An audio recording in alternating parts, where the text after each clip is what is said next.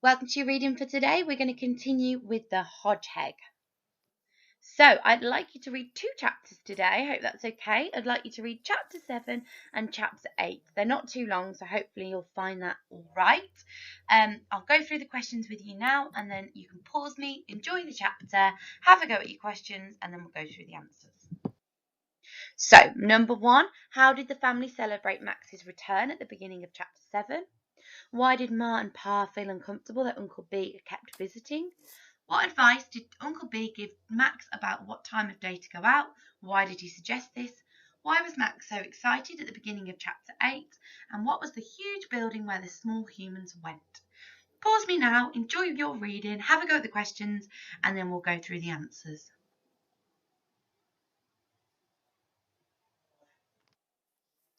Okay, so Max's family celebrated Max's return by having a feast of snails. Ma and Pa felt guilty because Pa had eaten Uncle B's munchie meat and they knew he knew. Uncle B advised Max to go out in the daytime, and I think he suggested this because the humans could see the hedgehogs more clearly to reduce the risk of them being knocked over, and he said that he had seen humans who helped people to cross roads in the daylight. And Max was excited at the beginning of chapter 8 because he felt he might be successful in his quest that day and finally find a place to cross the road safely. And the small building was a school.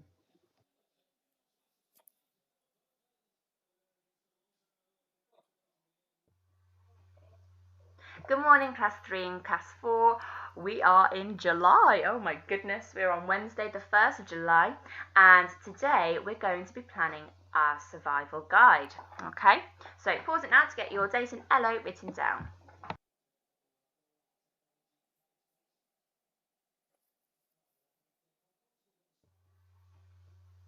Good morning, class. Okay guys, so I'm just going to talk you through then this plan, and then you're going to have a go yourselves. Now again, this is what we'll be using in school, but if you're at home, you don't have to have the sheets, so do not stress. You can just set it out in your book. You have a pencil and hopefully a ruler, but you can use this little subheading, so the introduction, and rule 1, rule 2, rule 3 and summary in your book as well, okay? So we're planning a hedgehog survival guide. So you are going to be Max, and you're writing a survival guide for all your hedgehog friends and family. We know that hedgehogs have huge families. So what are the top tips that you have learnt on your journey? What important pieces of advice and information perhaps would you need to tell your fellow hedgehog friends? So have a think about all the things that Max has done on his journey, and I want you to plan today what you're going to include in this survival guide. So today you're just gathering those ideas and those bits of advice that you could give to your hedgehog friends and family that would perhaps help them survive out in the big wide world, especially if they want to travel over to the park to get those delicacies to eat as a treat. So for your introduction, you're not writing the full thing today. They don't have to be full sentences, they can just be notes, just to get your mind thinking about it before you write it tomorrow, so you get your main ideas today. So for your introduction, you might think about how you want to tell your reader, which are going to be other hedgehogs that are your friends and family, why they should follow your survival guide and why they should read it. So why is your survival guide important, and why should they trust and believe your advice? So think about perhaps trying to persuade the reader, but also hooking and engaging the reader by maybe explaining all the things that all the journeys that you've been on, and how you're very experienced. Then think about, I've called them rules. They don't have to be rules. You don't have to say rule number 1 or rule number 2. It could just be tips or bits of advice. It is up to you. But I've put them down as rule 1, rule 2, as in like rule 1 to follow out in the big wide world. So what issues did you encounter, and what have you learnt from them? So think about all the different things that problems that Max came across on his journey, and what he has learnt from them. So think about perhaps the things that Max then did differently, and things that meant he was okay and that he survived, and what he would pass on to other hedgehogs so that they would also survive. Try and think of at least 3. If you can think of more, brilliant. Jot those down. But also think about why it's important that explaining to your reader why it's important to follow that piece of advice. Okay, and then for your summary, just at the end, so these can all be, you're planning out your separate paragraphs here, and then for your summary, tell your hedgehog reader what it is they have now learned. So you just sort of summarize at the end and sort of wrap it up nicely. Okay, so today it is just your plan. Start jotting some ideas down, some rough notes, ready for writing tomorrow. Okay. Okay then guys, so for your maths today, we're now moving on from multiplying and dividing by single digit numbers, ones that we know, to now multiplying 2-digit numbers by 1 digit. Okay, so some of this will use some of the techniques that we have practiced in the past, some of them will just be recapping those, and some of them will be making you helping you to think a little bit outside the box and using what you know to solve them without having to use any written method. Okay.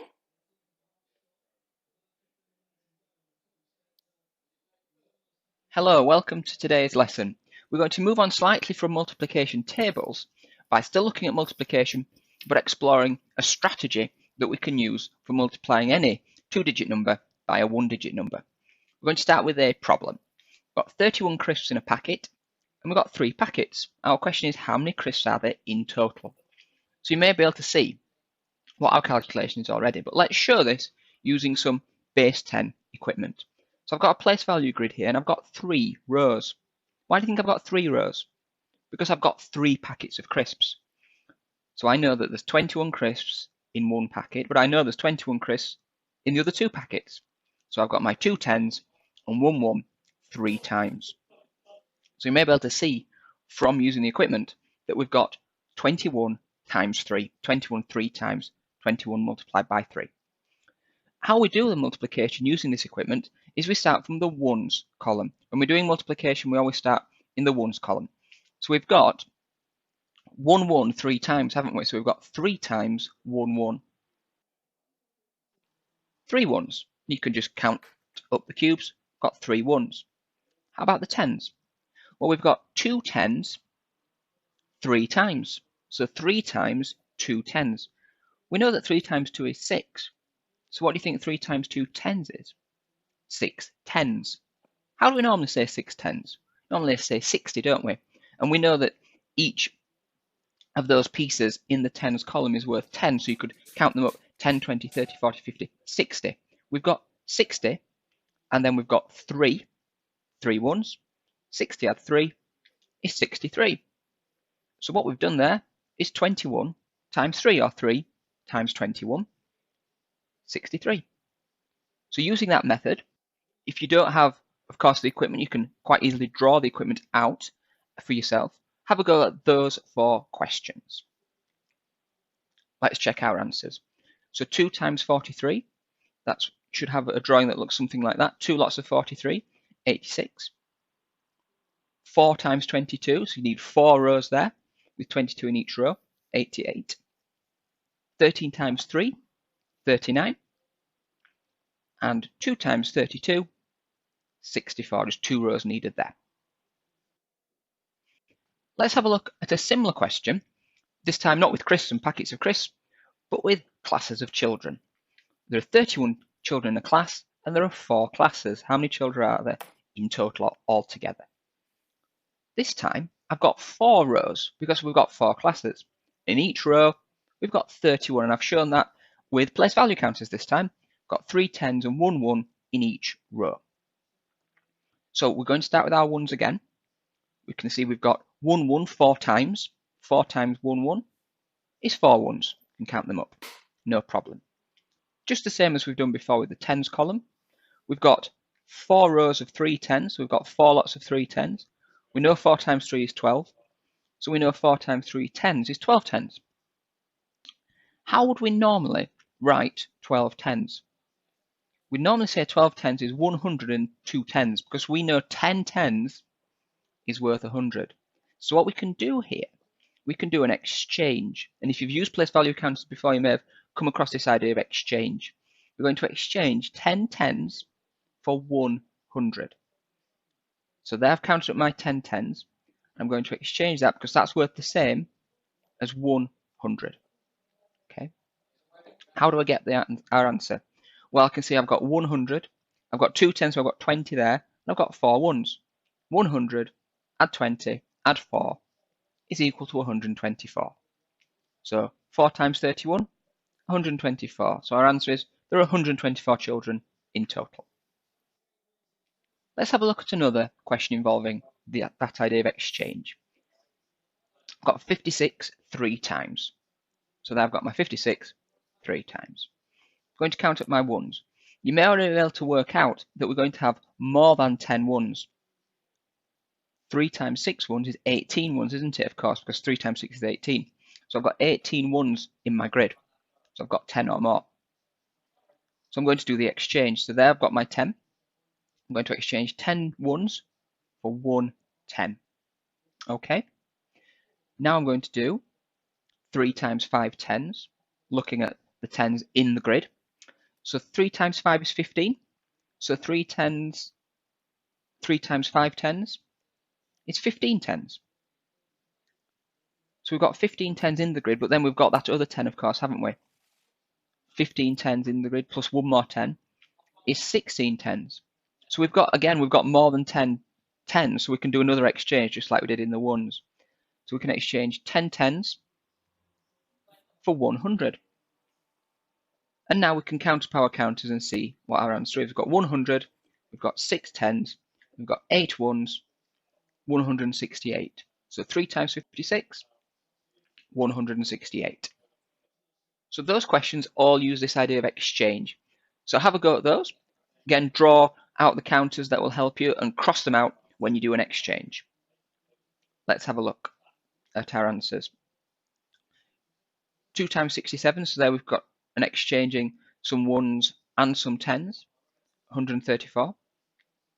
2 times 55, again we can do an exchange of ones and 10s, 110. There you ended up with 0 ones, so it was really important that you had a 0 in there in the ones place. 3 times 18, we can see we've got a double exchange there because we had over 20 ones, so we've got 2 10s exchange, 54. 4 times 28, lots of exchanging there. You had over 30 ones there, 112. We've had quite a lot of practice there of this idea of exchange, so you're ready, if you've got the White Rose Maths worksheet for this lesson, to have a go at the first 3 questions on it. If not, there'll be some material on the BBC Bitesize website for you to practice doing multiplications involving 2-digit numbers by 1-digit numbers, or you can simply carry on watching the video. Let's have a look at a method now of multiplying 2-digit numbers by 1-digit numbers, which still involves the place value grid, but it also involves what we might call a written method. So we'll have our grid, and I think we're probably getting quite familiar with why we've got 3 rows, because we've got going to have 3 lots of 16. And there we can see our 3 lots of 16. And now I'm going to write this out next to it. I just want us to take a moment to have a look at how I've written this question. I've got a T for 10s and an O for 1s, so I've got my 10s column and my 1s column labelled. And I've written my question. It's really important that I write the 3 underneath, so the larger number, in this case 16, goes on top, 3 goes underneath. It's really important that we get the correct place value columns there. And also you can see under the 3 I've put what you might call a large equals sign across there, because that's where we're going to put our answer. Okay, so now we're going to go back to the place value grid, and let's have a think about what we're going to do first. We're going to do 3 times 6 ones. We know 3 times 6 is 18. 3 times 6 ones, 18 ones. So we've got more than 10 ones. So we can do an exchange, can't we? Because we've got 1 10 and 8 ones. So let's do that exchange. Okay. And now let's just go back to the written method. How are we going to show what we've just done? Well, let's have a look at the grid. We've got 8 ones after that exchange. So I'm going to put 8 in the ones column. And we've got 1 10 that we did the exchange for. So look really carefully where I'm going to put that 1 10. The counter went below the grid. So the 1 10 is going to go below the large equal sign. Okay. Counter goes below, the 1 goes below the grid in the written method. So now we know we're going to do 3 times 1 10. We've got 1 10 3 times. That's going to be 3 10s, isn't it? So in the tens column in our answer, we're not going to write 3, because we can't forget the 10 that we exchanged. So we're not going to write 3 there. We don't have 3 10s. We've got 4 10s because we've got that other one to add. 3 10s had 1 10, 4 10s. So we write 4 in the answer box in the tens column. And you can see how the place value grid that we've done a lot of work on now matches up with the written method, especially that 1 exchange goes below, just like we put the 1 below the large equal sign. So 16 times 3, or 3 times 16, 48. Let's have a look at another multiplication using the place value grid, but also making the link with that written method. 56 times 2. I think we're probably getting really confident now at drawing that out. 56 2 times. And there we've got the place value grid. It might be worth, when you're doing this as a written method, always to put the H for hundreds, because when you're multiplying 2 digits by 1 digit, you may well get an answer more than 100. And I've got my 56 on top, 2 underneath in the correct place value column, and I've got my large multiplication sign to remind myself that that's the operation we're doing. So we're going to start with, aren't we, 2 times 6 ones. We're getting really familiar with this now, this idea of breaking down the multiplication into tens and ones. 2 times 6 ones is 12 ones, because 2 times 6 is 12. So can we do an exchange? We can, because we know 10 ones is equal to 1 10. So 12 ones is equal to 1 10 and 2 ones. So let's show that. Let's exchange 10 ones for 1 10. And we've put that 1 10 below the place value grid. So now let's update our written method with what we've got on the place value grid. We've got 2 ones. You can see that there. And we've got that 1 10 that we exchanged. The 1 10 is below the grid, so we're going to put the 1 10 below our written method, below that large equal sign. Now we're on to the tens column. 2 times 5 tens. We've got 2 lots of 5 tens in our grid. We know 2 times 5 is 10. So we know 2 times 5 tens is 10 tens. You might be thinking straight away, well, we can definitely do an exchange there. But remember, we've also got that 1 10 that we exchanged when we did the ones multiplication. So now we've got 10 tens, add 1 10, and if you count up the place value counters, we'd find out we had 11 tens. So what is 11 tens? We wouldn't normally say 11 tens. We'd normally say, because 10 tens is 100, we'd normally say 11 tens is 100, which we can exchange. So we've got 10 tens for 100. And now we can see what we need to write in our written method to finish off the calculation. We've got 1 10 and we've got 100. So we've got that 100 because we exchanged, so we put it below the large equal sign, and then we put it above. It's really important to put it below because that's what we do with the place value counters. 112. Now, when you're doing this written method that we've had a couple of examples practice on, it's absolutely fine to draw out the place value grid with the counters if that helps you understand the method. Okay, hopefully you won't be having to do that all the time, but if you need to, it's absolutely fine to do that. You may have noticed that when I've got to doing the tens multiplication, I've said, in this case, I've said 2 tens, not 20. Just want to show you using this question why I've done that. And it will also help you, another reminder for this written method. So let's start. We've got 3 times 6 ones, as we can see, looking at the ones column on our written method. 3 times 6 is 18. So 3 times 16, 6 ones is 18 ones. I think we're probably getting a bit confident with this now, hopefully. We're going to do an exchange, aren't we? 10 ones is equal to 1 10. So I'm going to show my 8 ones. Where am I going to show my 1 10? I've done the exchange. Remember, anything that we exchange, we put below. So there's my 1 10 that I've exchanged. Now, the next bit of our multiplication is, of course, 3 times 20, because that's what the 2 means in the question. 2 tens. When we think of it as 3 times 20, this is the danger that we may experience if we think of it as 3 times 20. Because it is 60, of course. What sometimes people do is do that and put 60 like that. Well, does that show 60? No, it in fact shows 600, doesn't it? Because I put a 6 in the hundreds column.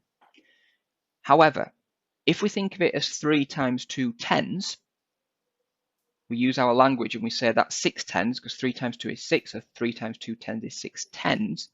Then it's much clearer that that 6 needs to go in the tens column. But remember, we've got another 10 there, so it's going to be 6 tens add 1 10, so it's going to be 7 tens. So we're going to put that 7 in that tens column, 78.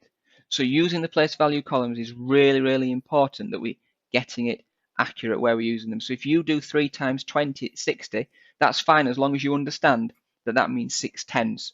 Okay, that's really, really important. So now it's your turn. Have a go at using that written method. You can draw out the counter as well if that helps, of course you can. Those 4 questions. Okay guys, I'm going to pause that video there. By all means, do have a go and practice those questions there, just to ensure that you've understood that method, or you can remember that method from when we had a go at it. And then when you're ready, carry on and have a go at these questions where you can use the place value grid to help you for those first of questions, and then you can have a go at the written method for question 5 and 6 and a bit of 4 as well. Okay, and then so pause it now whilst you have a go at that. If you want to have a go at those practice ones that he's just shown you there, oh, not that bit, just rewind the video a little bit, that'll be easier. And then when you're ready, carry on with this, and then press pause, and when you want to see the answers, press play. Okay, so here are the answers then. Make sure you tick and dot the ones that you've got and the ones that you've not quite got, and if you the ones where you've made any mistakes, do have a look and see if you can work out where it is you've gone wrong. Okay, and don't stress, because we struggled with this in school, so this is just that extra practice to help us. Okay, well done guys.